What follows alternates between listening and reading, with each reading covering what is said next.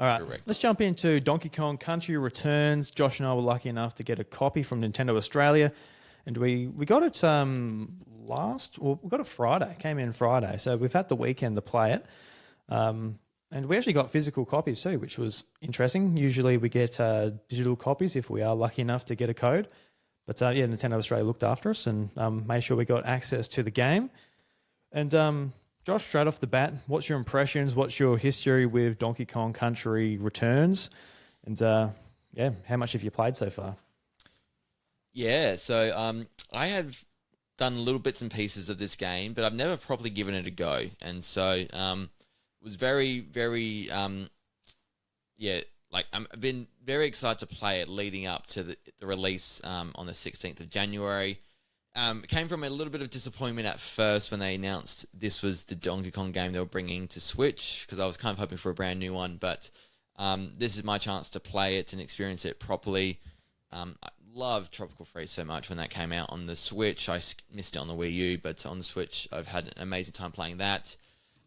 And yeah, playing this, we got it this week, a physical version, thanks to Nintendo Australia, so really thankful to them for that. But Drew, this has pretty much been my entire weekend, just playing this game, going through it, really, really enjoying it, because there's just something about Donkey Kong Country that I really love as a platformer. It's challenging, but not in a way that you really want to throw the controller out. Everything's achievable, you can do it. You just got to, time the jumps a bit better, think about like the pattern that you're going to do, all those kinds of things. And this is a game that really stacks up. And I was kind of a little worried going into it, thinking, because I come from Tropical Freeze first, that this is going to feel really sort of rough at first compared to that. But this really stands on its own. I definitely feel, I'm about 4 worlds in, that Tropical Freeze is probably the better game overall. But this is a very amazing, worthy first entry in this new set of games that Retro Studios undertook back in the day. And it's so fun. I just love the whole collectible aspect. Get the Kong letters, get all the puzzle pieces. The platform's very unique because, you got to utilize DK's roll, and, you can do the jump mid-air, to get to hard platforming spaces. You got the minecart levels, you got the rocket barrel levels. I just love the variety in this, and you can speedrun it as well. Yeah, just been having a really great time. It's just one of those games. It's just, I find it really fun and hard to put down. Yeah, I totally agree with you. I'm just curious, what world are you up to so far? As you take a sip of water, you're like, I thought I had 4. A moment. So it's the cave ones, I think. So I'm up to the boss of that. So and so that's been a lot of minecart levels, and then a couple of rocket ones as well, which was really surprising, because I thought you'd have 1 or 2 of them per world, but this one's pretty much just been those types of levels, which are my favorite, and so that's been very fun to go through. I've already done a little bit of backtracking, like playing some other earlier levels, just to get a bit of variety, try some time attacks, go back and finish the level fully by getting all the letters and all the puzzle pieces. So I've just really enjoyed backtracking and playing those games. So I'm kind of taking my time with it and enjoying it for what it is. Yeah, no, that sounds great.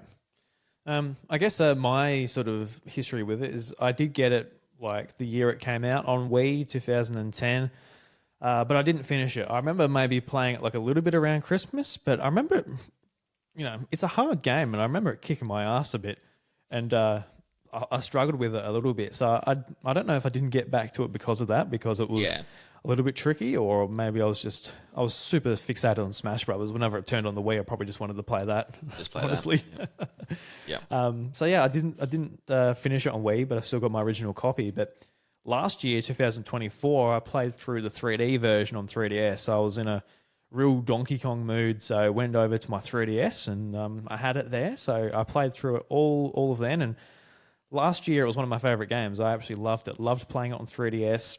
And this version, the HD version, is pretty much a port of the 3DS game. It's more of a 3DS port than a Wii port, to be honest with you, just because they wanted to bring over the extra content from the 3D version, and to do that, they had to bring it from the 3DS rather than the Wii, from what I understand anyway, from what I can put together. I'm not I'm not in there. I'm not there in the dev studio, but yeah. So I really enjoyed it. So when I guess the re-release came up for Switch, I'm like, cool. I literally just played it. I don't know if I need it, but it will be nice to have it on the big screen, play it with a controller, because the 3DS, I played it on a 2DS XL with a grip, so I could use the D-pad and all of that. But the circle pad isn't that ideal for a harder 2D game, especially when it comes to like some of the bosses where it was a Wii game, so you get zoomed right out, and Donkey Kong's like a little pin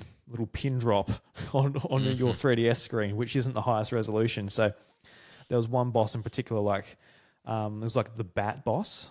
It might be the one you're going up against next, actually. Yeah, probably. Yeah, about to hit it.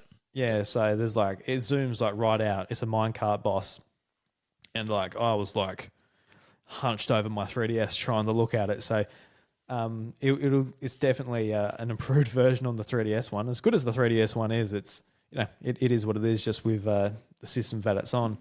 So I'm glad that it's on Switch. I will say, just straight off the bat, if it wasn't for being provided a copy, I wouldn't have bought this copy, purely because a full price $80 game, it's just a little bit hard to swallow. Maybe people like myself, who has played it, has had access to it before. But if you're going into it like it's a brand new game, and you're a kid or you're a parent buying it for somebody who wasn't alive 15 years ago when this game initially came out, I'd say that it's worth it. But also, it'd just be such a no-brainer if it was like, hey, look, we're bringing out this old game that was on the Wii. We've done some stuff to it to make it a bit more modern and not worry about motion controls. Make it $40, make it $50. It'll be like a no-brainer just to go and pick out one of the best 2D platformers of all time. Yeah, it's an issue for like not for me, because this is effectively, I'm counting this as my first time properly playing this and enjoying it. But this is a great game, but this is a horrible port. Like, this is like bare bones, like nothing extra to it. Whenever Nintendo does like ports games or re-releases them, typically we get the extra content, and like with the 3DS version, we got those extra levels. New content for you to enjoy. And what's effectively happened here is the only like thing they've done is the modern version, which is more health. But at least Tropical Freeze, when that came to Switch, they added funky mode, which I think like this is like, that's such an important feature for younger people playing this type of game and getting into it, because like you said, these are hard games. These, like, I enjoy it because it's a tricky platformer. But if you want to get kids to play this is a hard game, and there might be a lot of stories like when you were a bit younger and you got this game, Drew, where it's a bit hard. I don't want to, maybe like you get stuck and you don't touch it again, and you don't maybe fall in love with the series like Nintendo want you to. So I think the accessibility to this game's a little flawed. I think the port's bare bones and bit of a bit cheeky by Nintendo charging full price for this, because I think they haven't put a lot of effort into making it look or be it as accessible as it really could be. So I think it's a hard one, especially for those who've played the game before. Yeah, I don't want to get caught up on it too much, because just purely because people might have already made up their mind, just like, yes, it's too much, no, it's not, or they'll buy it or they won't buy it. But it is an important thing just to touch on, because like a lot of these Wii U ports, for example, they've done a great job just adding different modes or extended campaigns, like with 3D World or Pikmin 3. Like, for example, they're some of the best examples. Mario just Kart. like Mario Kart, of course. Yeah, just like they've done a great job just making it worth that second investment, and maybe in this case your third investment into the game. So yeah, it's just a little bit disappointing, and I think why it's just a talking point for me. It's just maybe a little bit concerning too, that this might send a message, but it's still sold fine. That we'll be happy not exploring the price range when it comes to re-releases in the future, because I'm all about this. I'm all about Wii games coming back, GameCube games coming back, and if they aren't worth it for Nintendo just as far as putting the time and money into it, that's fair enough, but also make that a fair price point as well, for consumers. Because especially when it's at this point of the Switch, people are looking for, something to buy. And maybe if you're looking at PlayStation or Xbox, especially here in Australia, like, for example, like a full price game from Sony is $125. So if Nintendo came out just with like a budget line of ports or something, it'd be nice. But they're going well. They don't have to, and it is what it is. But yeah, being a DK fan is rough at the moment because 2010 Donkey Kong Country comes out, brand new game. That's fine. 3 years later, we get the 3DS version. You're like, oh, okay. Fine. It's a portable way to play it. There's extra levels at least, so that's something. 2014, a brand new sequel on Wii U, so that's great. Obviously very good. But then, since then we've had remakes of Tropical Freeze on Switch, and now Donkey Kong Country returns again on Switch. So, there's only been 2 games effectively for 5 releases over the last 15 years. And so it shares a similar fate to Metroid in a way in terms of, I feel it needs to, it deserves better. It just doesn't get it at the moment. And, Nintendo is starting to do a great job at getting at least, remasters and ports done by third-party developers because Nintendo is too skillful and too valuable with their time to bother about doing those sorts of things. They can outsource that. But, I think this is one thing where, they've done a pretty good job overall with a lot of IPs, but DK1 is one that suffers. The next one has to be a brand new game. Has to be a brand new one. It's been way too long. They deem it such a big IP and just don't make new games for it. So hopefully soon. Yeah, well, they've kind of run out of ports unless they remake the original trilogy of country games or something. They can't do Wii U ports on the Switch too, so they're going to have to be, that's right, port a few other things. Are we in this era now where we're going to get ports of ports? Like this is the first one effectively of that. Is this the start of it all? You game with Nintendo long enough that it's going to get to the stage inevitably. Maybe I'm not sure. Yeah, honestly, for people like us, I think it honestly will. It will get to the point where, this is the 4th time we've been sold this, and that it's kind of up to us to make the decision. I played this 15 years ago. I've got a copy of it on my shelf. I don't have to buy it. It's it's full price still. Yeah, it is what it is, and all companies that sell to children or kids or the new generation, it's just what they do. They've always got a market revolving around. And I guess that's just the case here. But I think what just makes it that little bit more frustrating is I'd be all about it. I'll be all about giving them my money. But it's oh, wait, you want that much? Oof. It makes me think about it. It should just be for sure. that amount where it's a no-brainer. If the full price bothers you, I guess, don't go forward. Don't listen to the rest of this. Actually, no, do listen to the rest of this. But listen. Don't have to put your money down. But as far as the game, we'll go on sale eventually. Yeah, a couple of years from now. Actually, maybe not. A couple of years. That's the unfortunate thing about Switch and Nintendo. It's just the whole thing. If you pick up a Switch now, it's still the same amount that it came out on launch day, and the games are the same price. Yeah, that's right. If it was a PlayStation or an Xbox, where we could recommend people go and get a Switch, even a Switch Lite, get it dirt cheap, and you get the top 10 best games on the system for, I don't know, $200 for all of them. That'd be really nice, but unfortunately not. That's just, when it comes to Nintendo, it's just not the budget brand, unfortunately. It's not where you go to save a penny. It's just how it is, especially now. Yes, it is the way it is. That's right. We chose this life. Yeah. But I guess, the price is a massive conversation, but as far as the actual game goes itself, still an amazing game. I'm glad that it's on Switch. And if you're even remotely clued in, you might see outlets like Game Explain and a few others sort of do the comparisons between the Wii version and the Switch version and sort of have that there's a lot of graphical and effects that have been removed in the Switch version. For example, I remember one comparison, there's a sun in the background and that's just been removed on the Switch version. So in some ways, some sort of textures in that look a little bit worse on the Switch version. But honestly, me playing, I just had one sit down with the game because I've been playing a fair bit of different games this weekend. So, yeah, my initial sort of playthrough, I didn't notice anything because you're not looking at it side by side. I don't think it's really that big a deal for the most part. I don't, especially in something like this where the expectations isn't that the game's been remastered. It's not comparing like The Last of Us remaster to the brand new like PlayStation 5 Last of Us, where it's like, oh, what's the differences? What am I actually paying for? Yeah. Like, yeah, it is very much. I just want to access it on Switch with my Pro controller, and that's it.